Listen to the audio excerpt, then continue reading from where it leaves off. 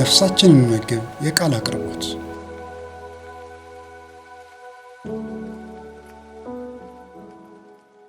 እንዴት ናችሁ?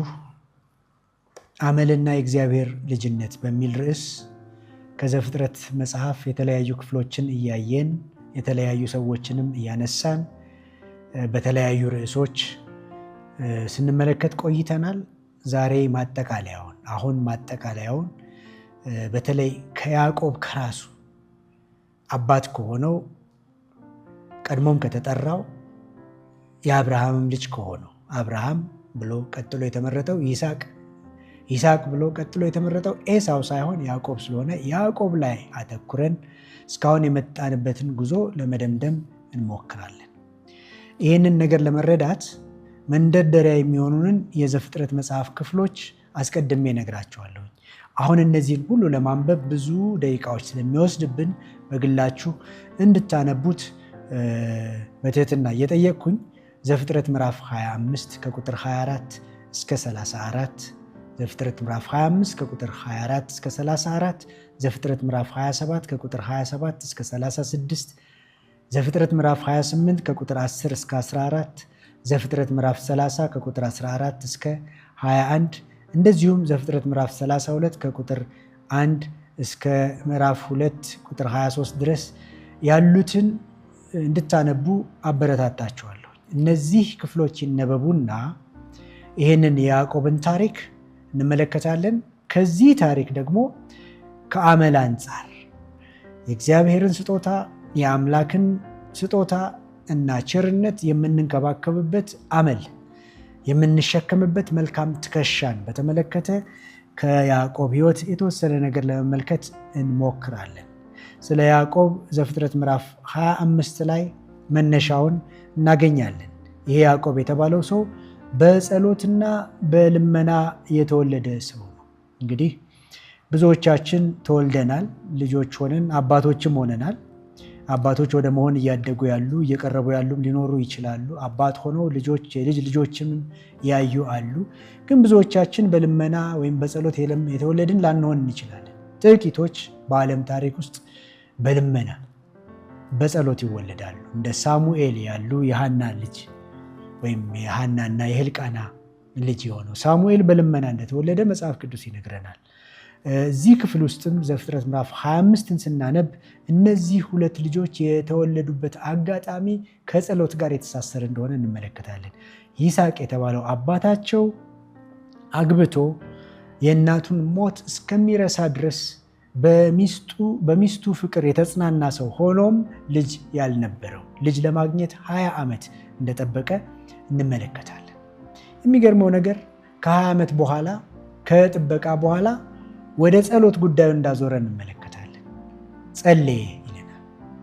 ስለ ሚስቱ ስለ ርብቃ ያዕቆብ ወደ እግዚአብሔር ጸለየ ይልና ጸሐፊው ሲነግረን ሚስቱም ርብቃ ጸነሰች ይላል። ስለዚህ መጸነሷ ራሱ ከይስሐቅ ጸሎት ጋር የተሳሰረ እንደሆነ እንመለከታለን። ስለዚህ ያዕቆብ ማን ነው ብለን ስንል በጸሎትና በልመና ከተወለዱ ጥቂት ዘሮች አንዱ ነው።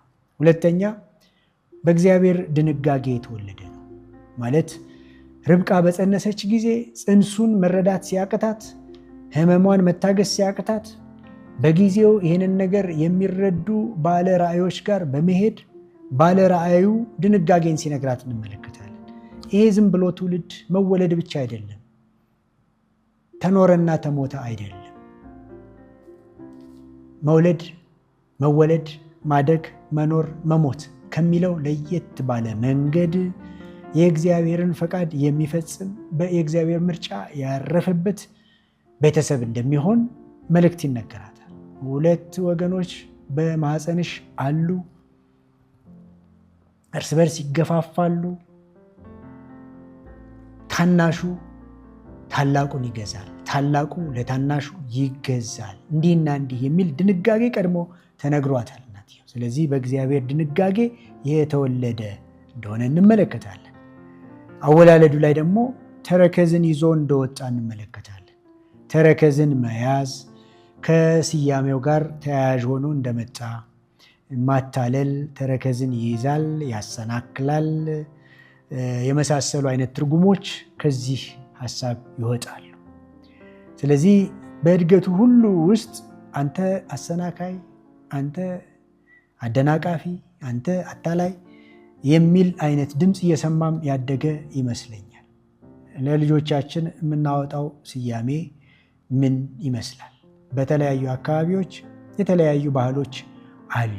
ልጆቻችንን ስንጠራ የምንጠቀምባቸው ቃላቶች በስነ ልቦናቸው ላይ ተጽዕኖ ያመጣል። ያዕቆብም እንደዚሁ በዚህ ስም ሲጠራ ነበር ስሙ እስከሚቀየርለት ድረስ። በዚህ አካባቢ ፌመስ የሆነ እስራኤል የሚባል ስም ተነጥቆ እስከሚሰጠው ድረስ ያዕቆብ እየተባለ አሰናካይ እየተባለ አደናቃፊ፣ አታላይ እየተባለ ያደገ እንደሆነ እንመለከታለን። ወላጆች እዚህ ጋር ምናልባት በልጆች ላይ አሉታዊ የሆነ ተጽዕኖ የሚያመጣ ስያሜን መጠቀም እንደሌለብን ማሰብ ይገባን ይመስለኛል። አዎንታዊ ሆነውም ደግሞ አግባብ ያልሆነ አንተን የመሰለ የለም የሚባል አይነት ስያሜ መስጠትም በራሱ ችግር ያለው እንደሆነ ማሰብ እንችላለን። ለማንኛውም ያዕቆብ ተረከዝን ይዞ ስለወጣ በዚህ ስያሜ ይጠራ እንደነበረ እናያለን። በጣም ጭምት እንደሆነ ታሪኩን ስናይ እናገኘዋለን። ጭምት ነገሩ ሁሉ ወደ ውስጥ እንደሆነ እንመለከታለን። ጭምት ይሁን ነገሩ ሁሉ ወደ ውስጥ ይሁን ድብቅም ይሁን እንጂ ሩቅ አሳቢ እንደነበረ እንመለከታለን። በአፍንጫው ላይ ብቻ ያለውን ሳይሆን ረጅሙን ነገር የሚያይ ነበረ። ሩቅ አሰበ፣ ምን አደረገ? እሱ ሌላ ጉዳይ ሆነው፣ ነገር ግን ትውልድ ሩቅ አሳቢ ከሆነ ሀገር በጣም በጣም በበረከት ትቀጥላለች። ነገን የሚያይ ትውልድ፣ የነገን ሲንተሲስ ማየት የሚችል ትውልድ ማግኘት ትልቅ ትልቅ እድል ነው። የብዙዎቻችን እኔን ጨምሮ ችግር ነገን ማየት አለመቻል ነው። ሩቅ አሳቢ ያለመሆን ነው። ፖዚቲቭሊ ስንወስደው ከመልካምን ከበጎ ጎኑ አንጻር ያዕቆብን ስናየው ያዕቆብ ሩቅ አሳቢ እንጂ አፍንጫው ላይ ያለውን ብቻ እንደ ኤሳው የሚመለከት አልነበረም። ሌላው ይሄ ያዕቆብ ሁለቴ የተመረቀ ነው። ሁለት ጊዜ የተመረቀ ነው። መመረቅ ቀላል ነገር አይደለም በዚያ ዘመን። ዛሬም ቢሆን እኔ በመመረቅ አምናለሁ። በወላጆች ባርኮት፣ በታላላቆች ባርኮት አምናለሁ። ይሄ ያዕቆብ ሁለት ጊዜ የተመረቀ ቢሆንም ሁለት ጊዜ በማታለል የተመረቀ ነው። ምርቃትን መፈለግ፣ የአባቶችን በረከት መፈለግ፣ የእግዚአብሔርን በረከትና ስጦታ መፈለግ እግዚአብሔር የሚወደው ነገር ነው። ነገር ግን ነጥቀን ስንወስደው ሌላ ጉዳይ ነው።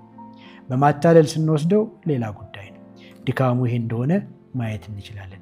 ሌላው ዮሴፍ ላይ ያነሳኑ ሐሳብ ዮሴፍንና ያዕቆብን የሚያመሳስላቸው አንድ ቁም ነገር አለ። ሁለቱም በጣም በጣም ህልመኞች ናቸው።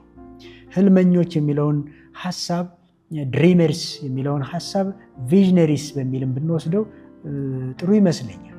ነገን ማየት የሚችሉ ሰዎች ከሚያዩበት ቦክስ ወጥተው የሚያዩ ታሪክ ከመጣበት አቅጣጫ የተለየ አቅጣጫን ማየት የሚችሉ የታሪክን አቅጣጫ የሚተልሙም አይነት ሰዎች እንደነበሩ እንመለከታለን።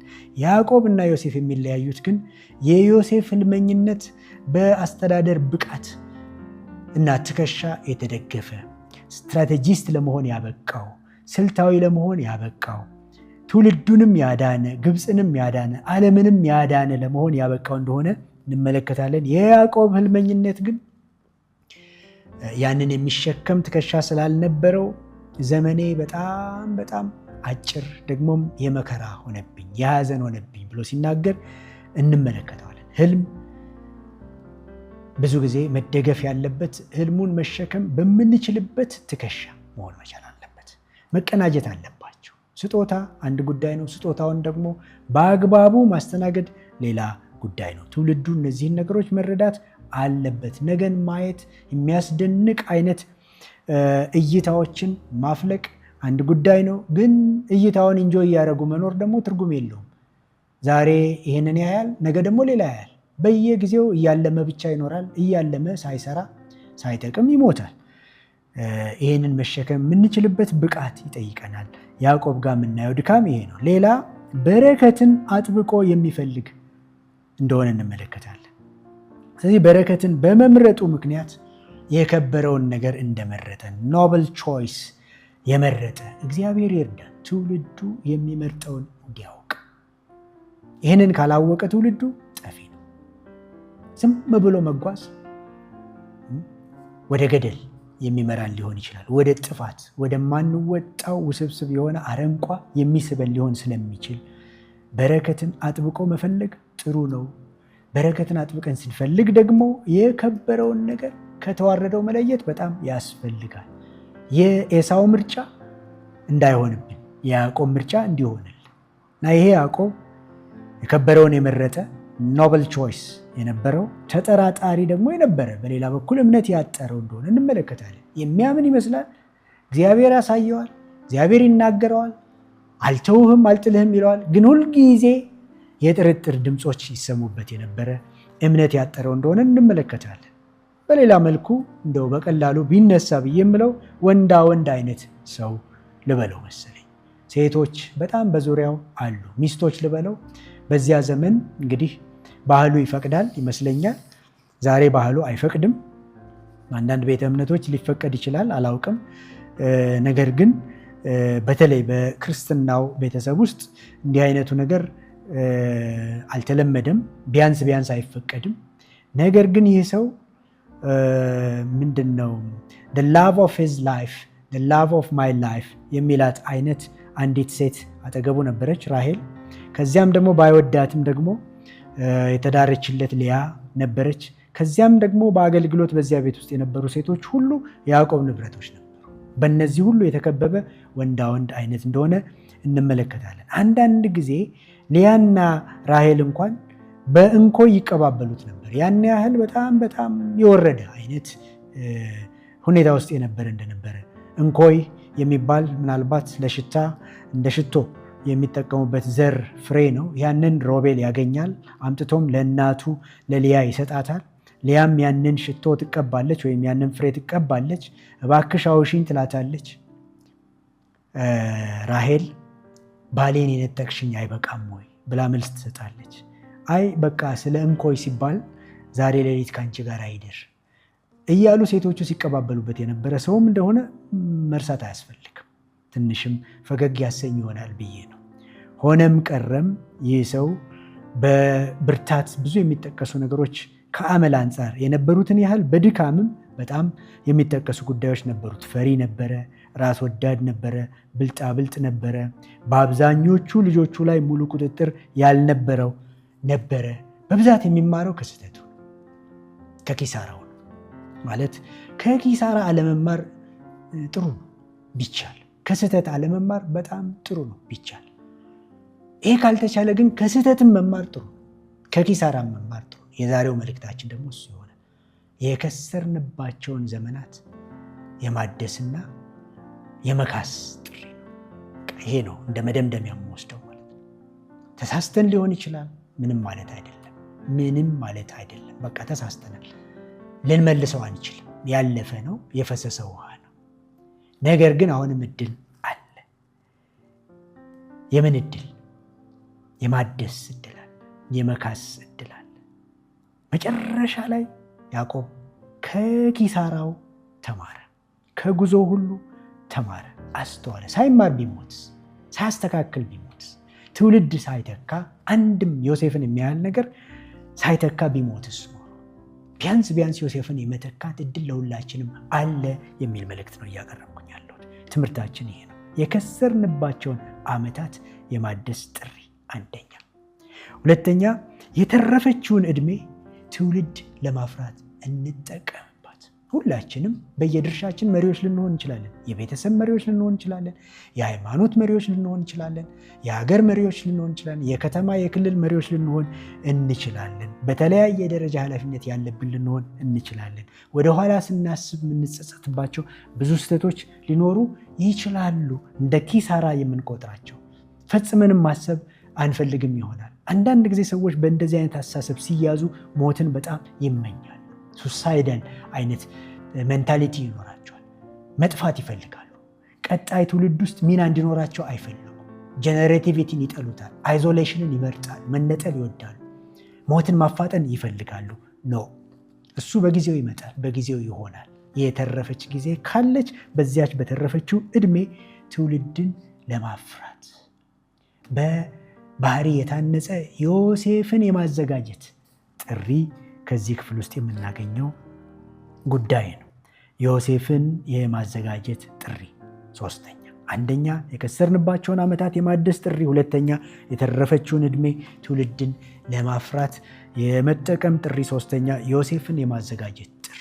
ይሄ ለሁላችንም መልእክት ሆኖ ቢቀርብ ምኞቴ ነው። በየትኛውም ሁኔታ ውስጥ ያለን ብንሆን ከዚህ በኋላ ስላለው መልካም ብርሃን ብናስብ የተሻለ ይሆናል። አምላካችን እግዚአብሔር ሆይ እስካሁን ድረስ ስለሰማናቸው መልእክቶች፣ ስለሰማናቸው ትምህርቶች እናመሰግናለን። አባት ሆይ ለትውልድ አባት እንድንሆን እርዳን። በእሴት የታነጸ ትውልድ፣ በእሴትም ላይ የቆመች ሀገር ማየት እንድንችል፣ በእሴት ላይ የቆመ የሃይማኖት ቤተሰብ እና የሃይማኖት መሪዎች ማየት እንድንችል ጸጋ ይብዛልን። ይሄ መልእክት፣ ይሄ ሚስጥር፣ ይሄ ትምህርት፣ ይሄ ተግሳጽ በዚህ መጽሐፍ ውስጥ ለሁላችንም ስለተቀመጠልን ስላስቀመጥክልን መንፈስ ቅዱስ ይህንን ሰውረህ ደብቀ ስላቆየህልን እናመሰግናለን። ቀሪ ዘመናችን የተባረከ ይሁን። ሀገራችንንም አስባት፣ ትውልዱንም አስበው፣ መሪዎችንንም አስባቸው፣ ምራቸው። በጌታ በኢየሱስ ክርስቶስ